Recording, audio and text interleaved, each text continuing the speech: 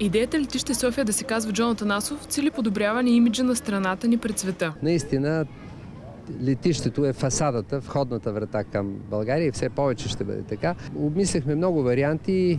Има много наброй, много достойни българи, с които летището може с гордост да носи тяхното име. По-добре да изберем един, който е допринесъл най-много за бъдещето на света. Истински се наложиха имената на Джон Атанасов от една страна и на Кирил и Методий. Какъвто и да избора, което име да е, ще е по-добре, отколкото безличното летище София. Нека това да бъде един от елементите на българския пиар.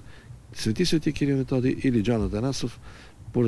Препоръчваме го най-горещо. Сред пътниците на летище София идеята за преименуването на аеропорта се посреща различно. Аз лично бих искала да си остана летище София. Не знам или пък някое друго име. Не точно на Джон Атанасов. Летище София е чудесно, защото е ясно. Нали, кое ли летище има име, освен ако не са повече, за да се отличават едно от друго. Не мисля, че трябва да се казва Джон Атанасов. Мисля, че трябва да си остане летище София. Джон Атанасов е известен българин, който също е разработил физик и е разработил един от първите компютри. Мисля, че е добра идея. За последен път името на летище София е променено преди 3 години, когато от цялото му название изпада думата враждебна.